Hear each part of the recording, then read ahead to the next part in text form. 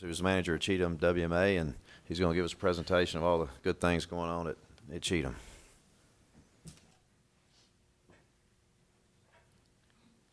Thank you, Commissioner Cook. I would like to really thank all the commissioners for having us out. Thanks to the director for allowing it to happen. We were asked some time ago to come up with a short presentation on Cheatham Wildlife Management Area, focusing on the public access, and we'll just get right into it. Cheatham Wildlife Management Area, just in case for those that don't know where we're located, west of Nashville and south of Clarksville. So we're right between two major cities here in Tennessee. It's 21,000 acres of upland hardwoods, and it's got myself and two guys there that's over it. The long history of Cheatham: back in 1939, the Department of Conservation bought the Cheatham County Game Farm, and it was used for the deer and turkey restoration. At that time, 111 white-tailed deer were brought in from Wisconsin, Maryland, and Michigan, put into the deer pen, and the deer that come from those subsequent breedings were then released across the state. A few years later, 1942, somewhere along in there, a disease hit the deer pen, and that program ended. In 1977, the WMA was proclaimed a wildlife management area, and from 1970 to the early 2000s, Cheatham Wildlife Management Area was the deer hunting destination. Before you leave that, is that Director Myers, former Director Myers on that? If you say it is. It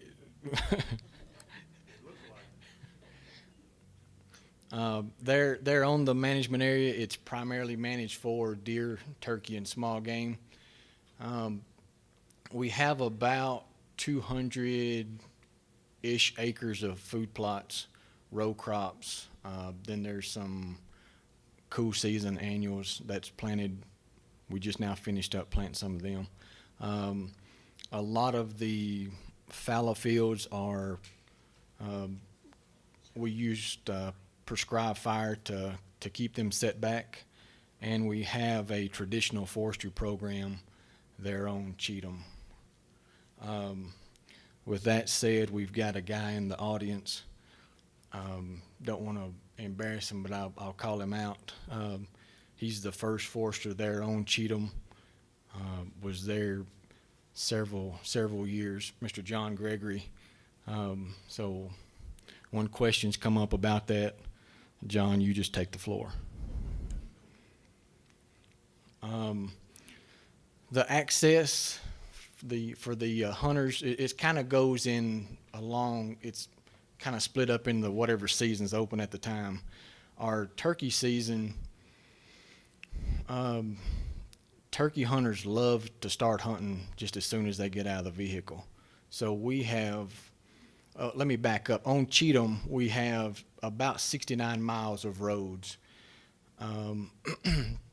The main roads that you see on that map that is highlighted in black would represent about 12 or 13, I believe. That's the main road. The one that's running kind of from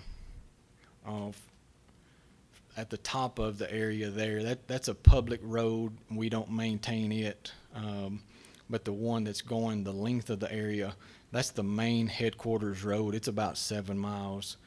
So during turkey season, all the side roads are closed just as soon as they begin. So we have some type of gate just far enough down the road to allow the hunters to safely get off the road and be able to begin hunting.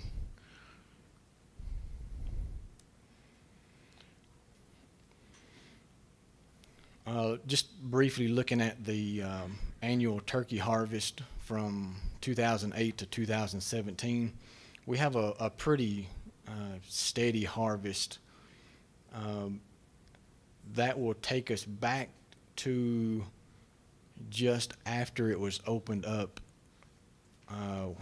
with the same as statewide season in Unit L. Historically, it was in like 3-day hunts, all 4 days, hunt 3, all 4. But this would show that even though it was open every day of the year, every day of the season, that our kill really didn't fluctuate a whole lot over time. And also, just real quickly, our turkey hunting, if you turkey hunt, man, it is just phenomenal turkey hunting. We have, the last couple of years, we've had 11 states represented on Cheatham for the opening week. Primarily due because we're the largest management area open that time of the year with the liberal season that we have, but we'll take them anyway. Let them buy a license. Our deer is at the other end of the spectrum. We'll let you look at that graph and kind of wrap your head around it. The first hunt was in 1953. That year they harvested 10 deer.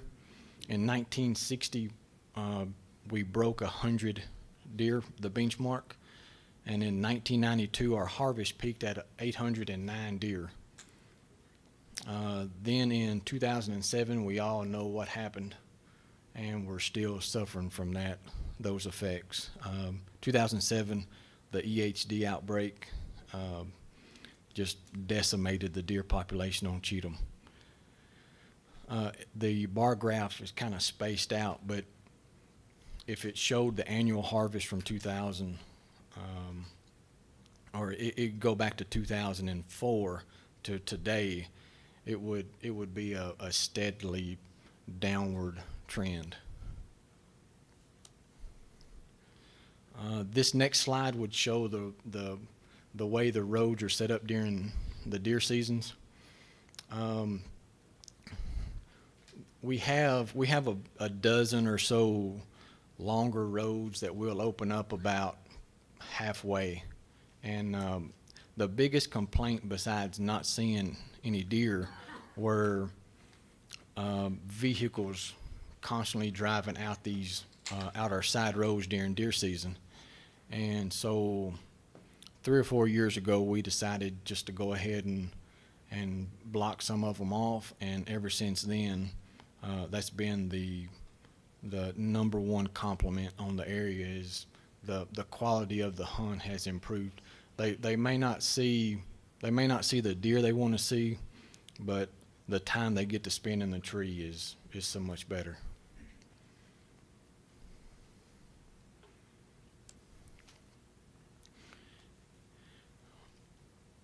This past deer season, as soon as it ended, we began collecting some population numbers with thermal imaging in hopes of coming back in front of you guys for some regulation changes.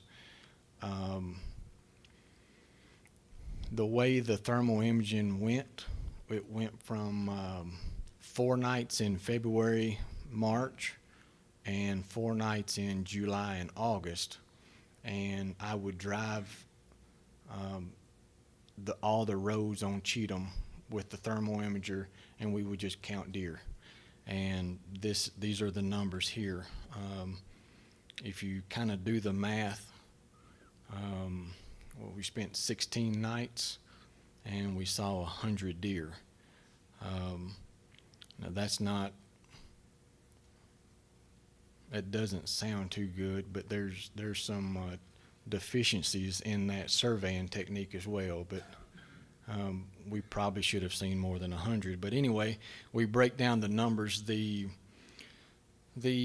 summer imaging, when we could tell the bucks had antlers, we went back in July and August, and we done the same survey to get a sex ratio of the population, and it broke down to 43 bucks, 40 does, and 17 fawns.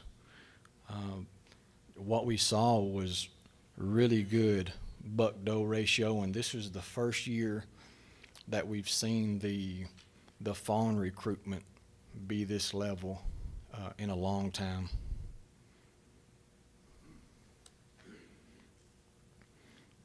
Just trying to drum up some more business for the area. We started putting out trail cams on the area, and this is just one of them. A pretty good deer. Hunters get excited when they see those big fleshy antlers, so we give them a picture of a deer on Cheatham.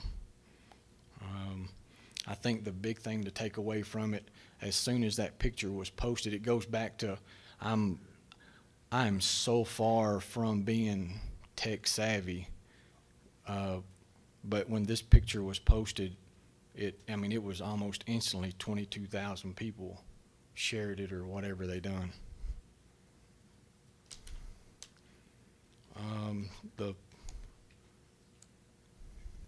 Some of the Facebook comments from that picture there, you can read those. Some of we lost a lot of hunters, and we're trying to get them back. So we've got a lot of work ahead of us.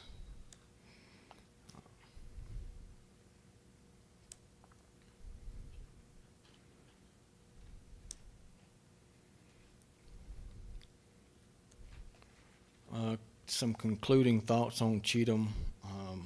The area has played a significant role in the deer and turkey restoration across the state. Sending deer across the state, and certainly turkeys across the state, and turkeys in a couple of different states. So if you're a turkey hunter, it's certainly a place to come. The turkey harvest is steady. It says hunters are satisfied, but the turkey harvest is steady. That's what I would take out of that sentence. Deer population continues to grow. It does. This is the first year. It's been a long time being 7 or 8, 9, 10 years. We could ride down the road and see a deer. Now you can ride down the road and you can plan on seeing deer somewhere. The potential for more deer hunting opportunities.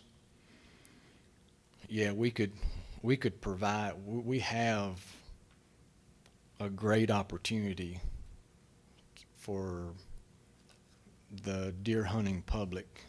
We probably need a couple of regulation changes to really experience that.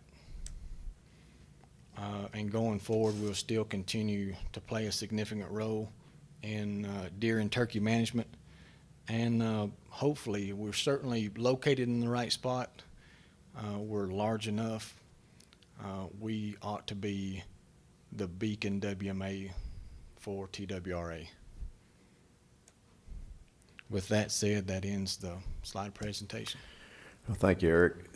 As you know, I hunt right next to the WMA, and we did get hammered with the EHD, and it does feel like it's starting to improve, though.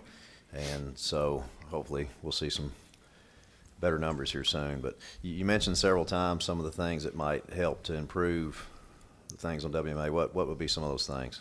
Yeah, for years we've been hearing that license sales have gone down, and certainly they have. For whatever reason, there's more opportunities for kids and people to do things. But probably the biggest thing that would help us if some type of quota system or something was put into place. If we want to get the hunters back, we need to give them a reason to come back. And just giving them a tree to climb is not good enough. And that's all we can offer right now. So we've got to do more. Any questions? Commissioner Holbert? Eric, I was actually impressed with the book to doe ratio and honestly surprised. Do you think the opportunity is there to have a true management area to hunt trophy deer? I mean, with that buck to doe ratio is Yeah, it's very, it was good. not to cut you off, but I should have brought them in. The pictures that we killed, what did we kill? 53 deer last year, I believe the slide said, and 14 or 15 of them were really good deer. They were anywhere from 125 to 162. So we've got the chance to do some really good things. I know some of you guys are from West Tennessee. There's no reason why we can't be a President's Island in Middle Tennessee. Commissioner Baker? I noticed there you had a logging operation going on. How many acres are you guys trying to cut timber a year on? I believe they had that, I don't know if it was capped at 200 or for years it's been 200. Our longtime forester has retired last year and that position hasn't been filled yet. Have we got anybody cutting timber this year there? There are no active contracts, no sir. Okay.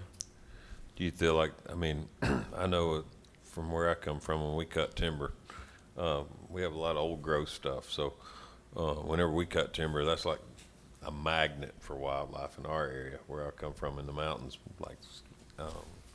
I think that's a great thing you're doing there, and I like the way you're managing it. Well, I can't take any of the credit because it's gone on before I got there, but I think the biggest problem we have are a few clear cuts are good, but we have clear cuts beside clear cuts, and we need to kind of go off on a different way of managing our timber, and I think we will. We've had that talk, and I think we will. More select cuts and fewer clear cuts. I got Commissioner Cox? the roads that are on the area, Eric, did those roads, did you utilize your timber activity to open those, or did you open those with equipment, your own equipment? No, sir. There were a few roads that were there when the Department of Conservation bought the place. The majority of those roads were put in because of the forestry program. So you were able to utilize your timber program to give you access on the areas? Absolutely. What is you mentioned when we went out there, your deer retrieval policy, and if hanging stands and things like that, how do you deal with hunters that want access to either hang stands or go get a dead deer? Sure. Yeah. Whenever hunters come by the check station or they see you out, they're gonna have my phone number. They'll either have my card or they've got it punched in their cell phone, and they know from over the last 3 or 4 years that as soon as they kill one, they just need to call me, text me, leave me a message somehow saying, "Hey, I've killed a deer out Hallam's Road. I'm going in," and they know to go in, come out. It works really well. It's really simple. Do you allow them to take a four-wheeler in and get their deer and come out? Absolutely. Do you make it after a certain time, Well, so not to disturb other hunters, or how do you do that? That's the way it works. Whenever we talk, or if they leave me a message, I call them back. And if it's first thing in the morning, no, they don't. Unless it's like temperature sensitive, they need to go in and do it. No, we're going to take care of the deer. But if there's any other hunters in that area that we know of, they'll wait them out. On you mentioned quotas, and when we visited, you talked about that, and I'm not a huge fan of that, but I understand. Talk to me a little bit about, or tell us a little bit about why you think a quota, I guess it's psychological, but why do you think the quota system might work out there? Because I think historically when that place was it was in quota, and there would be 700 or 800 people show up. The campgrounds would be full, and it was almost instantly when we took it out of the quota system and opened it up with the Unit L, we lost a certain sect of those hunters. Psychologically, they thought, well, it's just not, it's not a special place anymore, and that if you want to fill Cheatham up again, quota system, make it a bonus deer, there would be 800 people there every weekend. How many people would you give them the whole year, or would you segregate the season?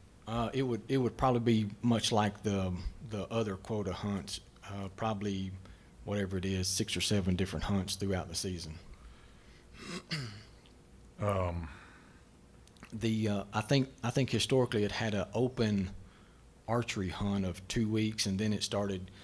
Every season moved up. So every season, if it were the kids hunt would be a week early, the muzzleloader would shift up, open a week early, and then you would have another muzzleloader, and then gun would open up a week earlier. All of them quota, or the archery and muzzleloader would be open? No, the archery would be open, and the muzzleloader, the archery and the kids hunt would be open. The muzzleloader and firearm season would be quota. And you think just because the people feel like it's limited or it's something that's hard to get would change their? Yeah, absolutely. And they would limit the number of people so they'd feel like it wouldn't be run over with hunters. Absolutely. How many people could you hunt, deer hunters? Well, historically the number was cut off at 700 or 800, and I think it was Per segment? 40. Yeah, per Okay. hunt. Yeah. How many do you think you're hunting now? People Yeah. on our busiest weekend, there will be 25. We went out and visited with Eric. Let me back up. I asked Tim Cleveland one day about access and opportunity on WMAs and how we, might rearrange our policies on examine all the lands and just in theory about policies. And he said I needed to go talk to Eric, and that he understood that licensed buyers are where the money is, and he's doing everything. So we went out and talked to him and visited with him, and I want to thank you for what you're doing, the access, the outreach you're doing, the ideas you've got, and how much effort you're putting into it, because from what we saw and we discussed, you kind of get it, that we have to have our customers and licensed buyers, and you're doing everything you can do to get them out there, and I appreciate that. And I think that the quota system makes sense. It doesn't hurt to try it for a couple of years and see anyway. So, I think you ought to bring it in the spring. Let's try it. It will be brought. Okay. I've been reassured. All right. Thank you, Mr. Chairman. Any other question? Commissioner Anders? Just a couple things. You said it's been 10 years since the EHD wiped out your herd. Educate me, is that normal to take that long to rebound? Because I'm hearing that you've got good numbers, but your deer population is still way down. Yeah, that's correct. It is not normal, and for whatever reason, it's just lagged. Be it high predator, low fawn recruitment, because shortly after the 07, I believe it took until 2010 to make the muzzleloader and gun seasons buck only. So even if it was 2010, we've had 7 years of no killing any does. It's just taken time. I don't understand it, but it just has. Has the rest of the area taken that long to rebound as well? The neighboring properties are in the same boat as we are. Yes, I can speak to that personally. Our property is right there, and it does feel like it's coming back. It's better this year. Yeah. Do you think active predator management on your part would would help your deer numbers? I would, you know, speaking of that, we've had, over the last couple of years, there's been, and I don't know where it got started, but there's like some type of competition thing where people enter like a bass fishing tournament, but they go out and call in coyotes, and whoever kills You them. open all the gates? We'll get to that. It hasn't gotten to the level yet, but we'd certainly entertain. We'd love to have it for at least as soon as deer season ended until turkey season. We'd love to see dead coyotes everywhere.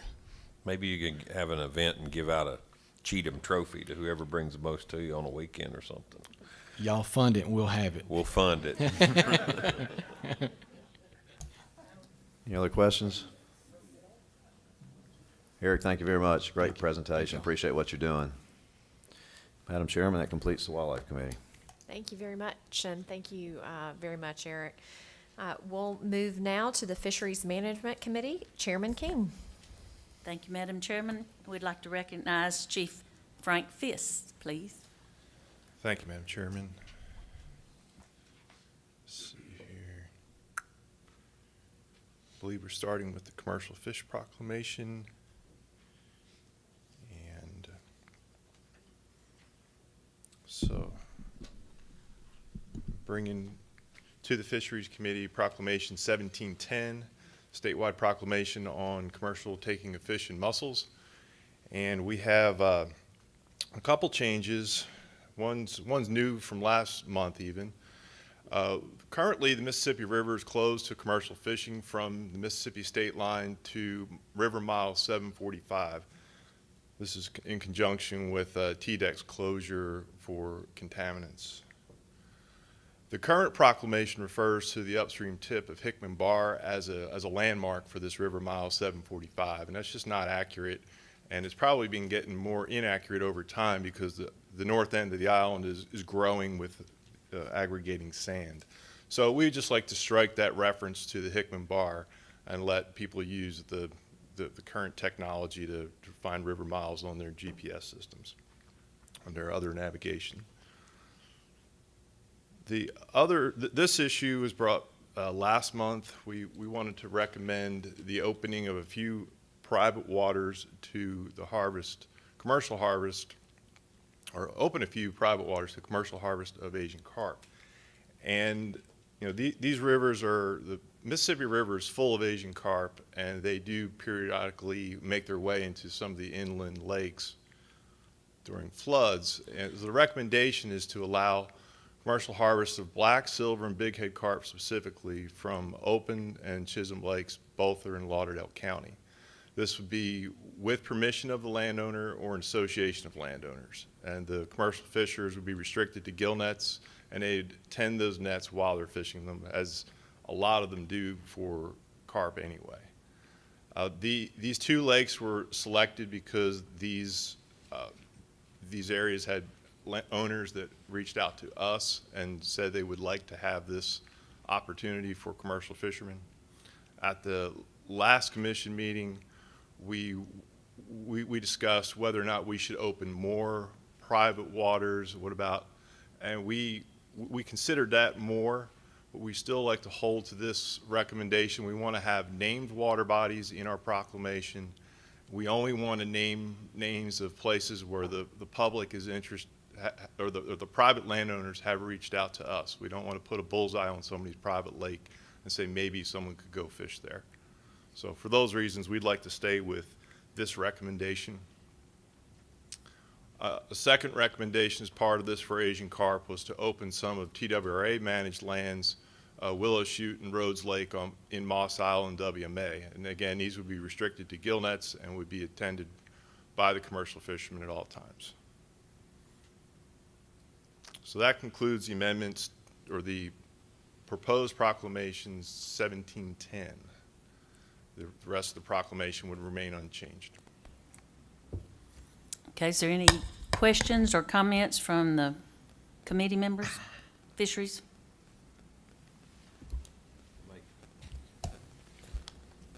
I'll make a motion. Okay, let's see if there's any, in the audience, is there any comments or questions? of the commissioners? Yeah. I'll make a motion, we approve Proclamation 17-10. Have a second? Okay, it's been, can we have a vote, please, from the committee, whether we vote to approve this Proclamation 17-10? All in favor? Aye. Any opposed on the committee? Okay, thank you. You want to go to Proclamation 1712 now, Frank?